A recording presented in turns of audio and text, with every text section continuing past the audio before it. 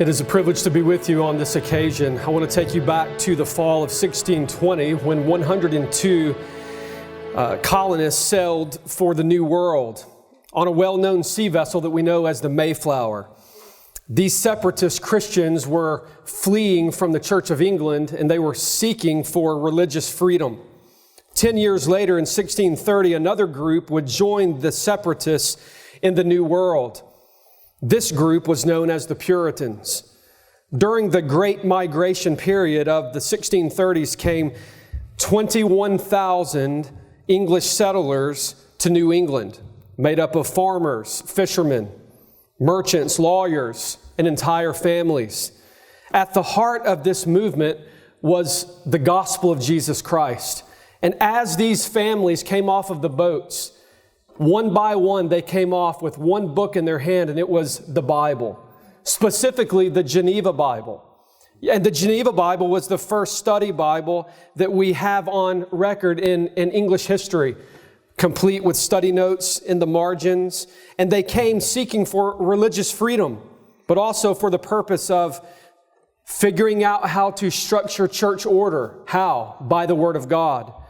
And they preached the gospel of Jesus Christ, unashamedly standing upon the authority and the sufficiency of God's Word. And yet, as America grew, so did her churches. And yet there would soon come a need for training, official training. And they would begin the university system. Take the founding of Yale and Harvard, for instance. Why were they founded, you say? For the training of ministers of the gospel of Jesus Christ. And so what made America great back in those days? Well, it was the church in America that made America great. The church who stood upon the authority of God's Word. The church that preached the Bible. The church that proclaimed the gospel without apology. But things are changing today. In fact, things have been changing for quite some time. The winds have been blowing us off course. We are experiencing a great mission drift within evangelical circles. And as the church goes, so goes America. We are in a serious problem today in evangelical circles where we're seeing that many evangelicals are replacing Christianity with this new religion, this new social justice type of movement. And today we have a massive, lucrative machine that's storming the scene within evangelicalism. And you're fooling yourself if you don't think that America needs strong churches. But there's an intense struggle today to gain the upper hand regarding the voting bloc within evangelicalism. This last presidential election demonstrated that conservative evangelical votes do actually matter. So how can you actually take the largest Protestant denomination, the Southern Baptist Convention, along with other conservative evangelical denominations like the PCA and others, and shift them hard to the left from their once conservative roots and their conservative voting positions? And the answer is through social justice, through a methodology within this Marxist, postmodern position and methodology known as intersectionality. Through intersectionality, many evangelicals have replaced theology with victimology. They have swapped pastors for sociologists. They have traded in their theologians for political activists. So what exactly is intersectionality? Intersectionality was originally coined in 1989 by Kimberly Crenshaw, a political activist and radical feminist. She was seeking to, in many ways, identify and aid the oppressed groups in America. In short, intersectionality, as it's been termed and coined, has been defined in such a way that evaluates a population by different segments, specifically class discrimination or what we might call victim groups. So the idea is to divide an entire population by their different victim categories, by ethnicity and gender and sexual orientation and class. Follow the idea of intersectionality. According to Crenshaw, a woman in America is oppressed simply because of the fact that she's a woman. But then if she happens to be a black woman in America, she is therefore discriminated against and oppressed in two different victim categories. But you see, if she's a woman who is also black and also a lesbian, then now she's a member of three different victim groups. And at the very place where all of those layers intersect, a woman who is black and also a lesbian, at that very juncture is the greatest opportunity for her to be discriminated against and oppressed. And according to Crenshaw, that's at the very heart of who that individual is. So as you can imagine, this methodology gains massive sympathy points and political support. Virtue signaling and the harnessing of emotions are a key component to identity politics. The editorial board of the Wall Street Journal printed and pointed out this very problem in a recent editorial titled, "The Democrats' Identity Meltdown." The editor stated that the Democrats have, quote, unleashed race, gender, sexual orientation, and class as the defining issues of American politics. So no longer can we simply be Republicans, individual or individual Democrats who have ideas and positions and ideologies that we're passionate about. Now we have to be segmented into different categories. So now it's the white Republican male, red hat wearing, CPAC attending individual who is now opposing the black lesbian woman Democrat who is standing for and promoting reproductive rights for women.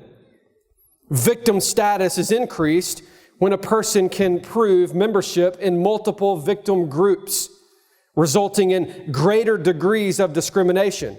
Now you can see why it is that Elizabeth Warren has been trying to identify as a Native American Indian.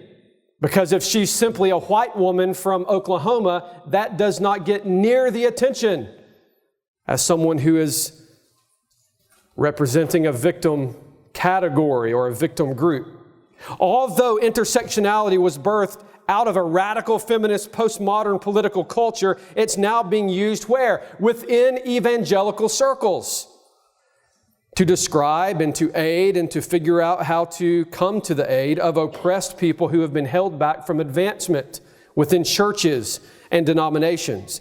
So today we actually have within the Southern Baptist Convention on a specific seminary campus a program that's designed to fast track individuals to go through an education and then to get them to the mission field to actually increase the quota of what, you say? Of individuals who have a certain skin color.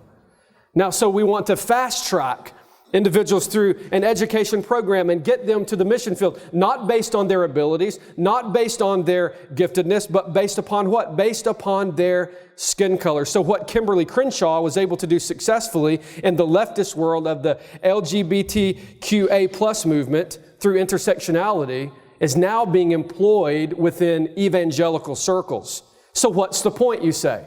Well, it's about power and it's about control.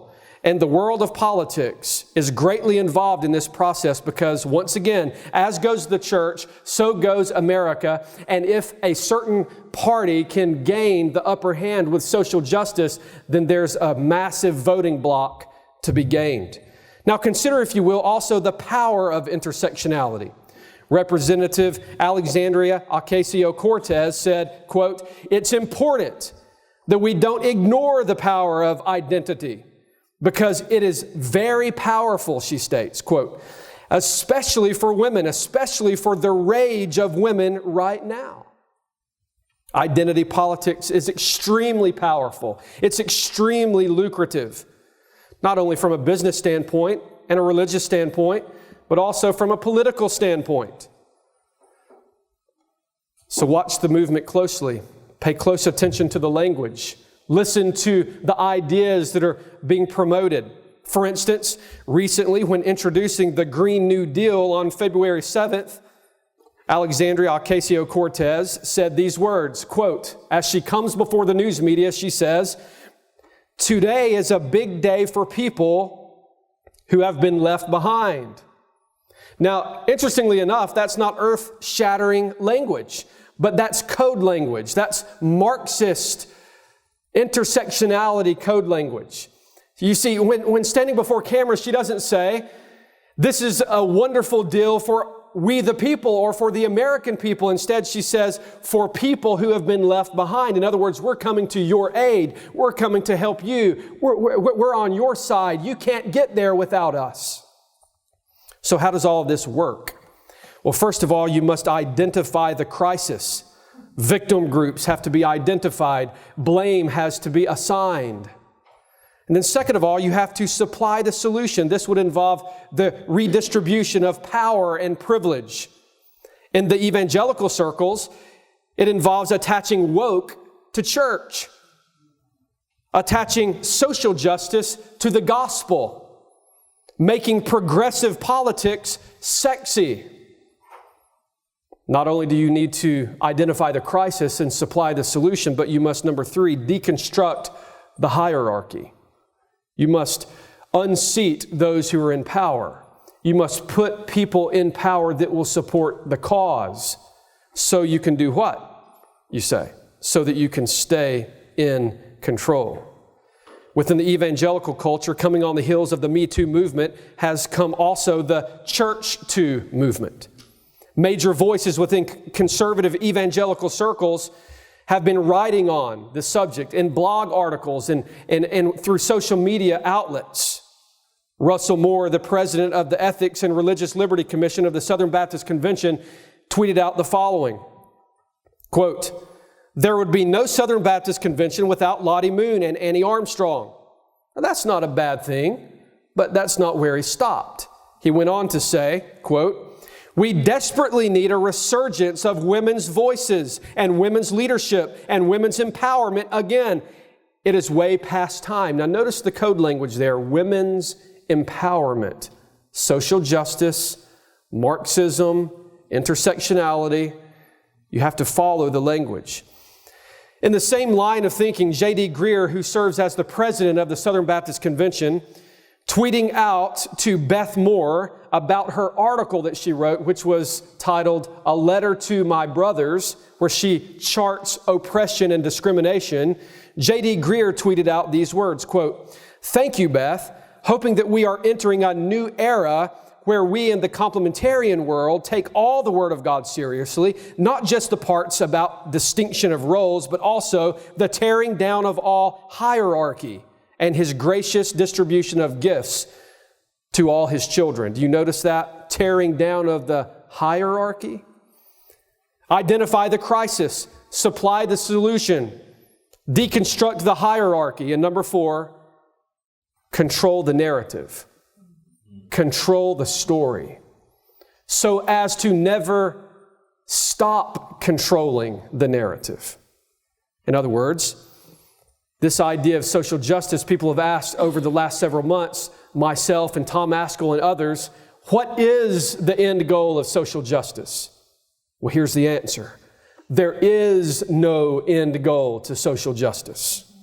If you ever arrive at the destination, then the train stops and those in power have now been unseated. These questions are extremely important.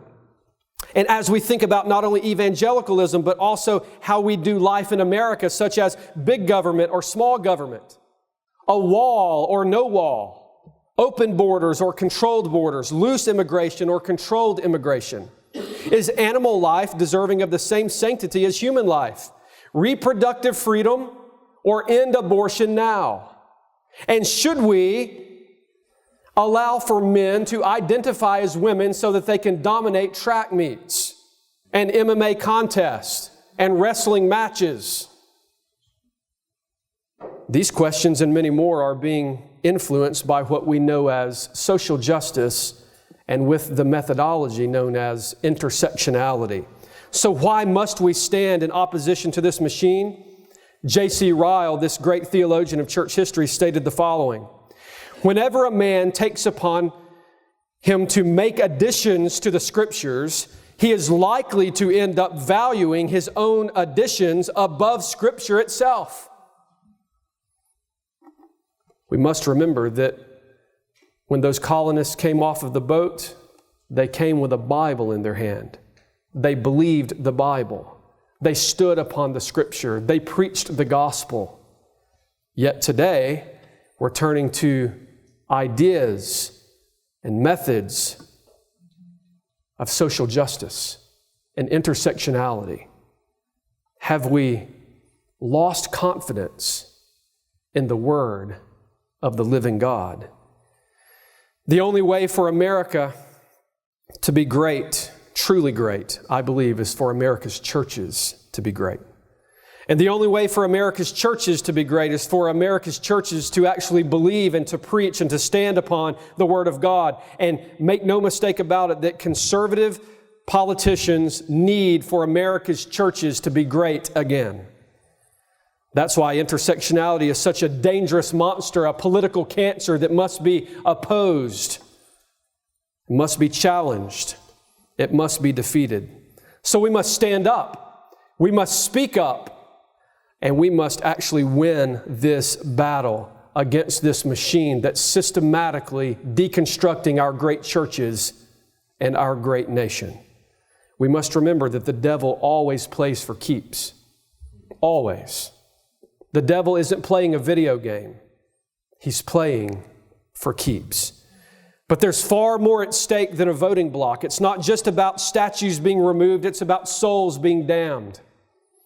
It's not just about a voting block shifting to the left. It's about civilization as we know it being destroyed. The liberals want our great nation. The devil wants our souls. And civilization as we know it is under intense attack. We are in serious trouble in our churches, in our denominations, and in this great nation that we call America. So the question remains, what will you do about it? Don't just sit there and surf social media about social justice. Stand up, speak up, and do something. God has already blessed America. We pray that God would bless America again. Never forget this one truth. God doesn't need America, but America needs God. May God bless you.